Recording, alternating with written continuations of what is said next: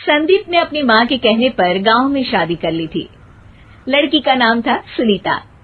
माँ का कहना था एकदम मॉडर्न बहू नहीं होनी चाहिए, लेकिन उन्हें नहीं पता था कि गांव से आने वाली बहू सुंदर सुशील तो होगी और उसको गांव से बाहर भी निकाल लाएंगे, लेकिन उसके अंदर का गांव कैसे बाहर निकलेगा। शादी के कुछ दिन बाद, माँ टिफिन तो देना जरा। बेटा अब तो स्कूल नहीं ऑफिस जाता है, माँ से नहीं अपनी बीवी से टिफिन मांगा कर। ओके माँ। सुनीता टिफिन ले आओ। एक लो टिफिन, इसके अंदर पिस्ता डाल दिया है। पिस्ता? पिस्ता क्यों? सास जी ने बोला था ना कि आपको पिस्ता बहुत पसंद है। ओहो, मैंने पिस्ता नहीं पास्ता बोला था, पास्ता। पास्ता? कहीं होता है पास्ता? अरे बेटी तू रहने दे, मैं बना दूंगी। अच्छा किया कि पाव भाजी बनाने का नहीं बोला, वरना किसी के पाव बना देती है। सुनीता को बुरा लगता है, लेकिन उसकी नादान हरकतें कम नहीं होती। ऐसे ही एक दिन, अरे तुमने ये क्या लगाया है? अरे आप वो फूस फूस करके लगाते हैं ना, वही। डियो? का दियो? किसको दियो? अरे वही ना जिससे खुशबू आती है।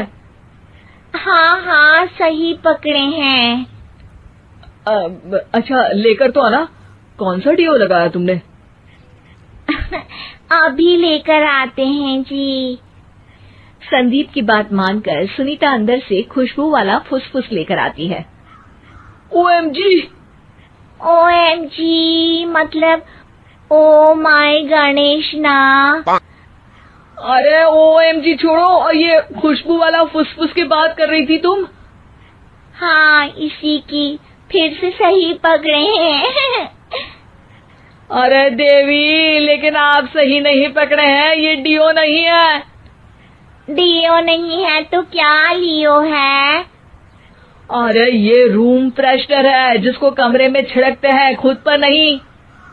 कोई बात नहीं, माँ कहती थी आत्मा किराएदार है, शरीर एक किराए का कर्म। हम शरीर पे ये डाल लिए तो क्या फर्क पड़ जाएगा।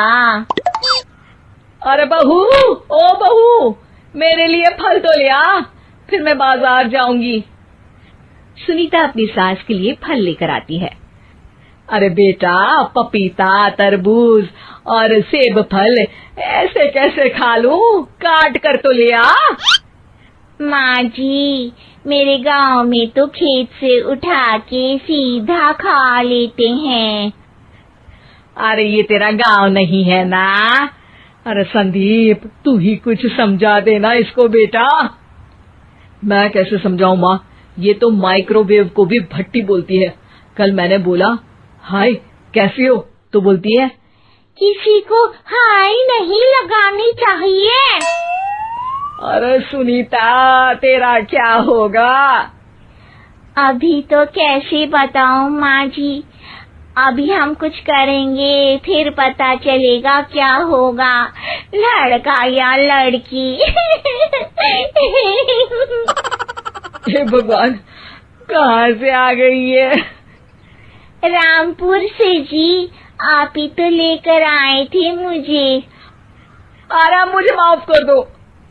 पहले कोई गलती तो करिए जी, आपकी तो सारी गलती माफ कर देंगे हम। हाँ अरे बहू, मेरी बात सुन। फल यानी कि फ्रूट जब भी लाए ना तो काट कर लाना, ठीक है? जी ठीक है माँ जी, फल यानी फ्रूट यानी काट के लाऊंगी। सुनीता रोज ही कोई ऐसी हरकत कर देती जिसकी वजह से उसे घर में दो बातें सुननी पड़ती। एक दिन, माँ मेरे बॉस घर पर आने वाले हैं शाम को, उनका बर्थडे है, फैमिली साथ नहीं रहती उनके, तो यही पार्टी कर लेंगे। उनको अच्छा लगा तो शायद मेरा प्रमोशन भी हो जाएगा। मैं ना फ्रूट केक लाकर फ्रिज में रख दूंगी और तेरे साथ आज खाना मैं बनाऊंगी, ताकि जब साहब आए तो खाने में कोई गड़बड़ ना हो। शाम को जब सारी तैयारियां हो जाती है, संदीप के साथ बड़े साहब भी घर आते हैं। फ्रूट केक तो ले आना बहू, फिर खाना खाएंगे। अरे इस सब की क्या जरूरत थी, आपने बुलाया वही काफी है। सर, आपका परिवार शहर में नहीं है तो हम ही आपके परिवार जैसे हैं सर। इतने में ही सुनीता फ्रूट केक लेकर आती है और बड़े साहब की टेबल पर रख देती है, और जैसे ही केक के ऊपर का बॉक्स हटाती है, ओह, ये क्या है? केक तो कटा हुआ है, मैं तो ऐसा नहीं लाई थी। आप मुझे शाबाशी दे सकती है माँ जी, मैंने ही केक काट दिया। आपने कहा था ना, फल यानी फ्रूट यानी हमेशा काट के लाना, तो फ्रूट केक भी तो फ्रूट ही है ना, तो मैंने पहले ही काट लिया। हूँ ना मैं समझदार। अरे बहू, ये क्या किया? केक हमेशा वही काटता है जिसका जन्मदिन होता है। तुझे एक बात भी समझ नहीं आती, एक नंबर की बेवकूफ है। पूरा माहौल बिगड़ चुका था। संदीप को लगने लगा था कि साहब उसे प्रमोशन तो दूर की बात है, कहीं डिमोशन ना दे दे, लेकिन साहब बीच में ही बोल पड़ते हैं। अरे कोई बात नहीं, ये इनकी बेवकूफी नहीं है, इनका भोलापन है। बेटा, आप कहाँ से हो? रामपुर गांव से।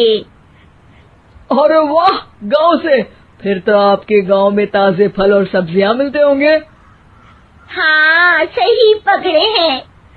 हम तो काटते भी नहीं, सीधा खा लेते हैं। मैं ना एक बार तुम्हारे गांव घूमने जरूर चलूंगा। क्यों संदीप, ले चलोगे ना? मुझे गांव घूमना बहुत पसंद है। बस फिर क्या था, संदीप और सास दोनों खुश हो गए, क्योंकि साहब को सुनीता ने गांव की बात करके खुश कर दिया था। अब संदीप का प्रमोशन पक्का था। शिक्षा, कभी भी किसी भी गलती पर घबराना नहीं चाहिए। हो सकता है कि